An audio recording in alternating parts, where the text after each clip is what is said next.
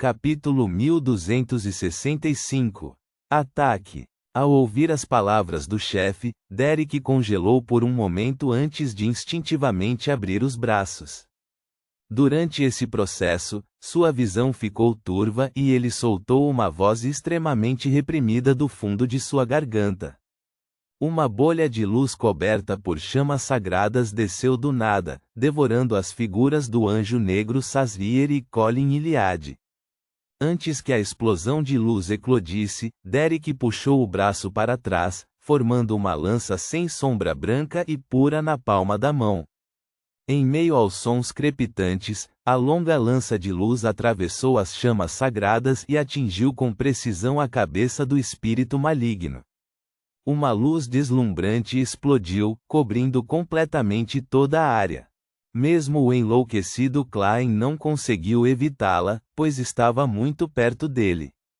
Ele não pôde deixar de fechar os olhos, seu rosto contorcido em uma careta. Ele sentiu como se seus vermes espirituais estivessem evaporando um após o outro.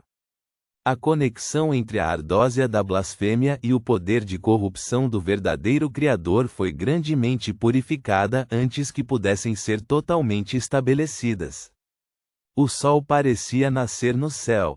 A figura indistinta do anjo negro Sazriel apareceu, torcendo-se e distorcendo-se em meio à ofuscante luz branca e às chamas sagradas, derretendo-se.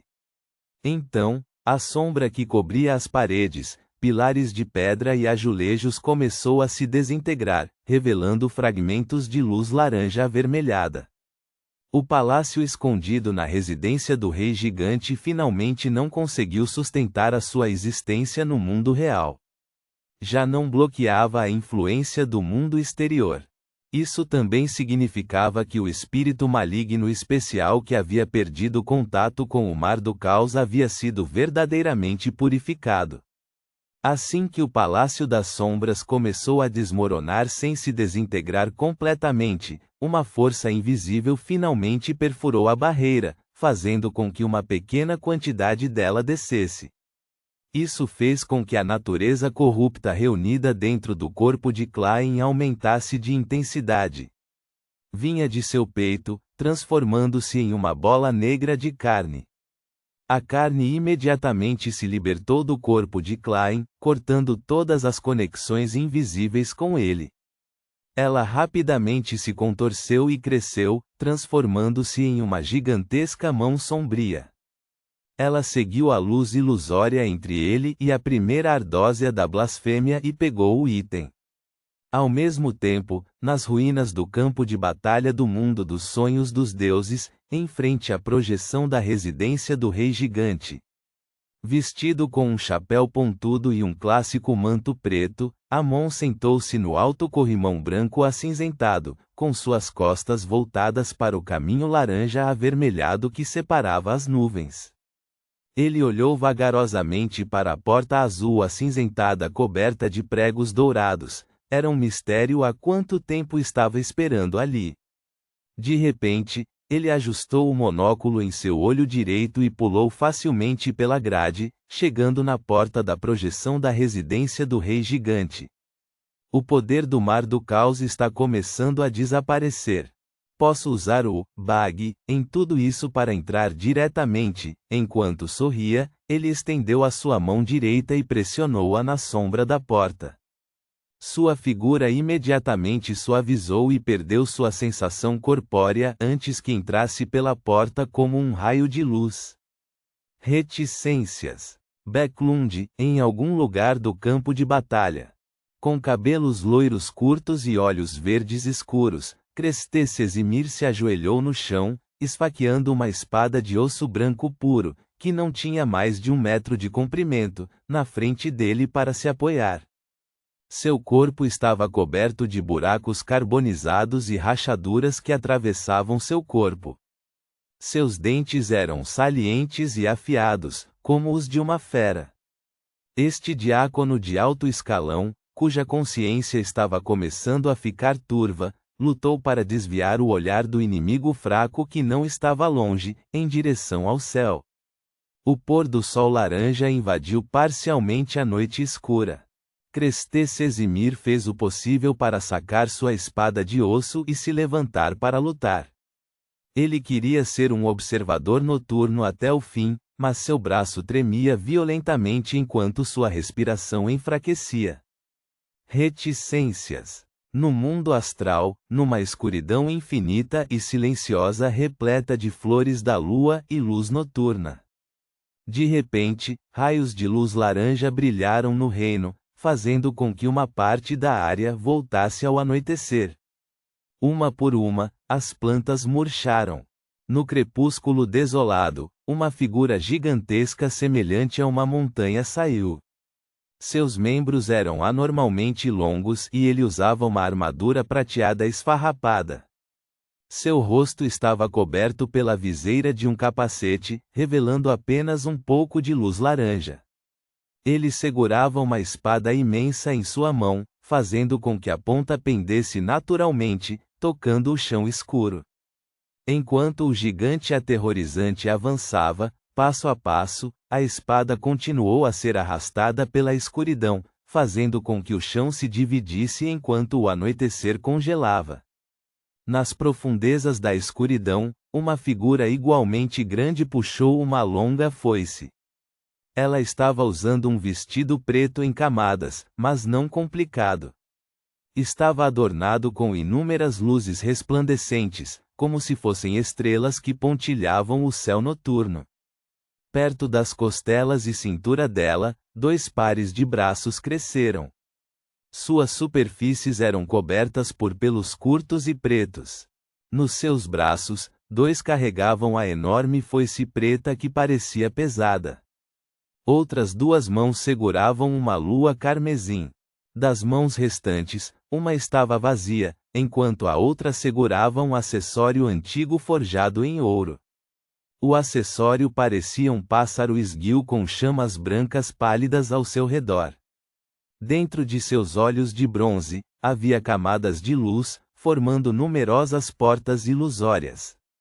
O gigante não ficou surpreso com tal cena. A velocidade de seu passo acelerou, aproximando-se gradualmente da de uma corrida. Ele arrastou sua espada contra o ambiente que era uma mistura de escuridão e crepúsculo, produzindo reflexos da pura luz do amanhecer. Neste momento, as flores da lua e a luz noturna ao lado de repente aumentaram de tamanho, crescendo descontroladamente. Logo, pareciam árvores que viviam em uma floresta primitiva há mais de 1000 anos. Estavam densamente compactados, bloqueando o céu. Entre essas árvores, apareceu uma figura entrelaçada por vinhas de um verde profundo e adornada com diversas ervas e flores. Ela também era enorme como uma montanha e tinha uma silhueta voluptuosa. O vestido dela tremulava enquanto ela carregava um bebê ilusório. No momento em que a figura desceu, ela seguiu o gigante do pôr do sol e voou em direção ao lobo demoníaco humanoide que arrastava uma enorme foice preta. Reticências. No palácio onde as sombras estavam desmoronando, embora parte da corrupção tivesse deixado o corpo de Klein, fazendo com que ele não precisasse mais se preocupar com qualquer perigo latente nesse aspecto, isso equivalia a abater muitos de seus vermes espirituais.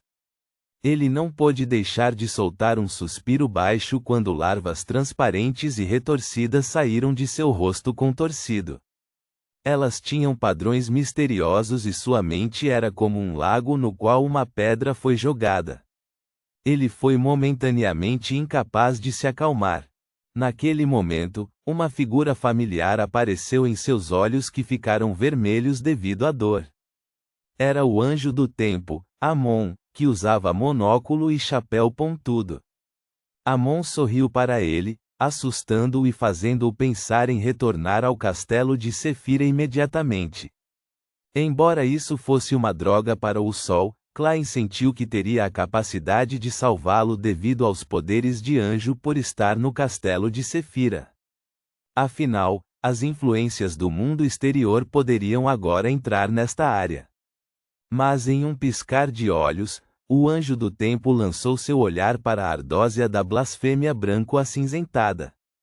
Ele lançou-o em direção à mão sombria que estava saturando e ficando mais forte com o colapso da área.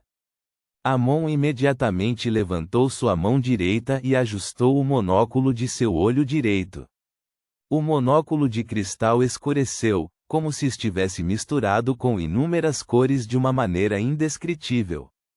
Um mar ilusório, aterrorizante e tumultuado apareceu na frente de Amon. Este blasfemador liberou algum poder desconhecido que roubou de algum lugar em algum momento. Ou talvez tenha sido algum poder de convergência. A ardósia da blasfêmia de repente vibrou e emitiu um zumbido como se estivesse viva. Ela se libertou da luz restante que não era estável o suficiente entre a mão sombria e se jogou em Amon. Klein, que acabara de se recuperar da dor causada pelo medo e horror, não conseguia acreditar em seus olhos enquanto eles se dilatavam. A primeira ardósia da blasfêmia não escolheu o caminho do verdadeiro Criador, do enforcado, e, em vez disso, buscou refúgio no anjo do tempo do caminho do saqueador. Depois de um atordoamento momentâneo, ele entendeu vagamente toda a história. O verdadeiro corpo de Amon vagou pela terra abandonada dos deuses por mais de 1000 anos antes de entrar em Chernobyl, fazendo isso em busca da história desde a segunda até antes da primeira época. Ele deve ter pairado na beira do mar do caos e feito algumas pesquisas perigosas. Roubou algumas características, e agora, ele está apenas usando a liberação dessas características roubadas para atrair a ardósia da blasfêmia. Simplificando, este rei dos anjos se preparou para isso há muito tempo. Quanto ao verdadeiro Criador, ele é incapaz de descer completamente. Ele tem que esperar que a área do sono do anjo negro desmorone completamente. Mas o problema é, por que Amon roubaria a primeira ardósia da blasfêmia? É inútil para ele. Ele não tem como se transferir para os caminhos do espectador, leitor, tirano, sol e enforcado. Poderia ser só porque é divertido? Quando as divindades e seu irmão estão conspirando para esta ardósia da blasfêmia, ele de repente intervém e foge? Mas não é mais importante que ele me capture. Enquanto Klein permanecia intrigado com os objetivos de Amon, recuou lentamente, arregalando os olhos, tentando o seu melhor para investigar os segredos na superfície da ardósia da blasfêmia. Ele queria memorizar a fórmula da poção que precisava. Sequência 1. Atendente dos mistérios. Assim que as palavras correspondentes entraram em seus olhos, Amon estendeu a sua mão esquerda e agarrou a ardósia da blasfêmia.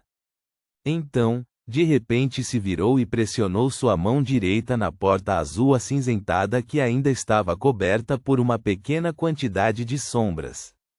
A figura usando um chapéu pontudo e um manto preto clássico imediatamente se tornou ilusória quando atravessou a porta e desapareceu. A mão sombria que foi parcialmente formada pela corrupção de Klein expandiu-se rapidamente em meio ao colapso da área de sono. Finalmente, transformou-se em uma sombra negra e perseguiu Amon, correndo para fora da porta fechada.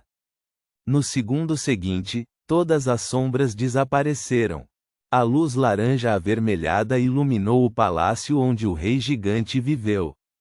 Diante do trono negro como o ferro, na plataforma iluminada pela luz do crepúsculo, apareceu a figura de Colin Iliade. Ele estava vestindo uma armadura prateada esfarrapada, revelando várias cicatrizes antigas em seu rosto. Ele ficou sentado em silêncio, como um guerreiro que acabara de terminar sua última batalha. Suas duas espadas já haviam desmoronado e ele parou de respirar. No entanto, Klein podia sentir que ainda havia resquícios de sua vontade e psique. Sua vontade não suportaria simplesmente se dissipar sem proferir suas últimas palavras. No final da escada, Derek viu esta cena. Com os olhos vermelhos, ele correu mais perto e tropeçou, agindo em nada como um semideus. Ele rapidamente se ajoelhou ao lado de Colin Iliad e gritou, sua voz ficando suave: chefe. Ponto.